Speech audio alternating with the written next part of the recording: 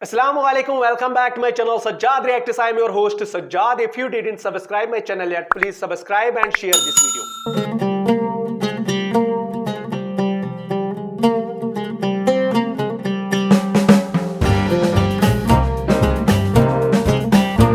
Today I got a new video which is called How Islam Began in 10 minutes. This video is 10 minutes long. It will explain us how Islam began. Let's play this video and watch this video. How Islam began in under 10 minutes. Not a problem. We've started. Okay, so travel back in time with me to a land far, far away and long, long ago. Mecca and Arabia, about the year 570. Mecca is important for two reasons. One, the Kaaba is there, an ancient temple built to worship God. And two, Muhammad, peace be upon him, was born in Mecca. Now, problem. I can't show you Muhammad because it wouldn't be right. I'll tell you why in a bit. But in the meantime, here's his name in Arabic. Nice. Back in the day, Mecca was a lawless place. The only way to be safe was to have backup. Lots of rich big brothers who'd beat up anyone who got in your way.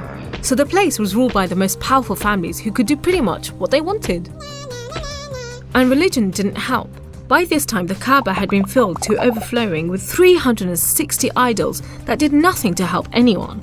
So it was a tough place to grow up if, like Muhammad, you were a poor orphan and believed in just one God you couldn't see, like the Jews and the Christians. He called him Allah, the God, in Arabic there. Yes.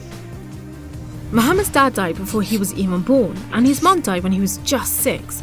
So he was brought up by his grandfather, Abdul Muttalib, and then, when he died too, by his uncle, Abu Talib, who had the respect of the city's ruling families, so Muhammad was safe for the time being.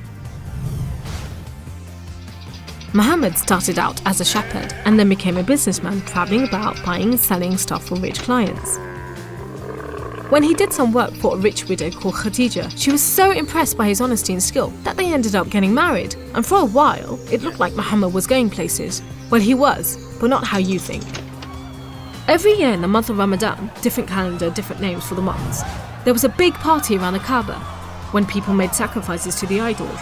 Muhammad hated it, so he'd get out of town and sleep in a cave he'd found on top of a nearby mountain. One night, Muhammad's praying to Allah when wham!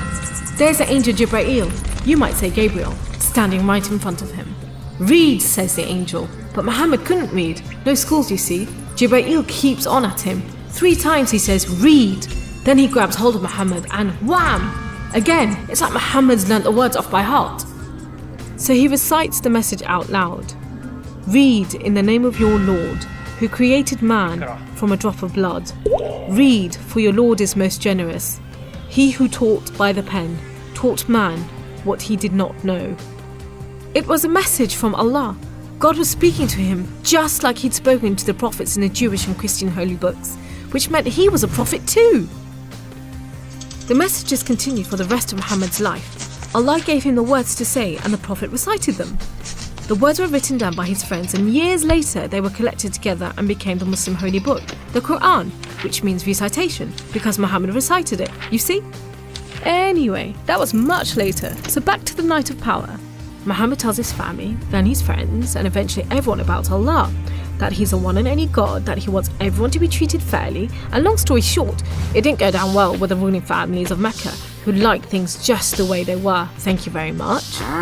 You see, Islam means obedience to Allah, and Muslim means someone who obeys Allah, and the ruling families didn't want anyone obeying anyone else but them.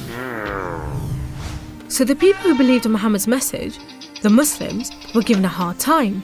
Some were even tortured and killed. A few of them managed to escape to Abyssinia, Ethiopia. But most were stuck in Mecca. Muhammad also had to cope with the death of his wife, and then just a few weeks later, his uncle too. Feeling very down, he went to the Kaaba to pray to Allah one night. Then, the weirdest thing happened. Jibreel turns up, sits him on a winged horse called Al-Buraq and flies him all the way from Mecca to Jerusalem. He prays with all the prophets who have ever lived. Then, he's taken up to the heavens to chat with some of the prophets, and then into paradise itself, where Allah tells Muhammad to pray 5 times a day and to stay strong. He's returned to Jerusalem and then flies back to the Kaaba in Mecca. We call it the night journey, and Muslims still argue whether it was a real experience or a vision, but whatever, it gave Muhammad a much needed boost, and just as well, because there were more tough times ahead. So, there was this other city called Yathrib. The people there heard about Muhammad and his message and invited him and his followers to join them. A few at a time, the Muslims left Mecca and made a dangerous journey across the desert to Yathrib. It's known as a hijra, which means migration, like birds do. Muhammad and a few of his friends stayed in Mecca until everyone had got away and then made plans for their own escape. But the ruling families wanted to kill Muhammad while they still could, so 7 sons, one from each family, was sent in the middle of the night to stab the Prophet while he slept. But he was way ahead of them, and when they burst into the house, Muhammad was gone. Trackers were sent out to hunt him down. Muhammad and his best friend Abu Bakr took a roundabout route to try and shake off the pursuit, but the trackers were too good and slowly gained on them. So Muhammad and Abu Bakr hid in a cave and prayed that no one found them. The trackers found the cave all right, but they didn't bother going in to search. There was no way Muhammad could be inside, they thought. There was a spider's web over the mouth of the cave and a nesting bird at the entrance. He must have given them the slip. So off they went, leaving Muhammad and Abu Bakr protected by a spider and a bird. Muhammad made it safely to Yathrib, which was renamed Medina al-Nabi, the city of the Prophet, but most people just call it Medina. But Muhammad's worries weren't over yet. There were 3 big battles between the Muslims and the Meccans. First, the Battle of Badr, when Muhammad and just 313 men faced 1,000 Meccan soldiers. Miraculously, the Muslims won. Then there was the Battle of Uhud, which didn't go so well. Some of Muhammad's men disobeyed his orders and ran off during the battle to raid the Meccans' camp, and so the Muslims were outmaneuvered. Then there was the Battle of the Trench. Medina was protected on 3 sides by mountains, so when the Meccan forces advanced in the city, the Muslims just dug a deep trench. The Meccans made camp, but the weather was terrible. Pouring rain put out their fires and howling winds blew down their tents. Eventually they gave up and went back to Mecca. It was all a bit embarrassing. They were losing the respect of the local tribes who were flocking to join the Muslims. So a peace treaty was signed at Hudaybiyah. But it wasn't long before the Meccans broke it.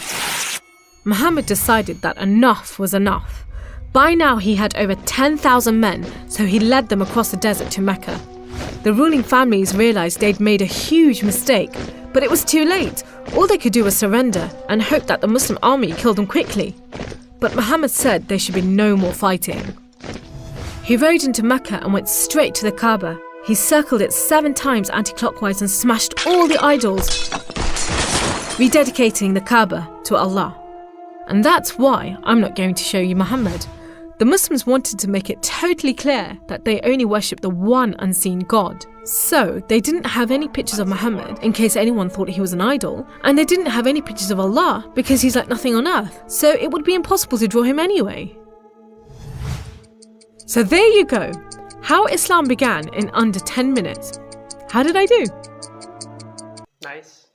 This was the video how Islam began in just 10 minutes. This was powerful and educative video. If you did got new things and new information from this video, then let me know in comment section. If you want to suggest me anything, then go to comment section also and let me know.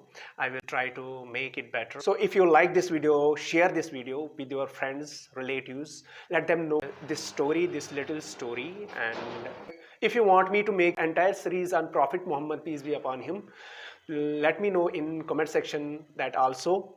And I'm thinking about that. Share this video, subscribe my channel. See you in next video. Till then, Allah Hafiz. Take care a lot yourself.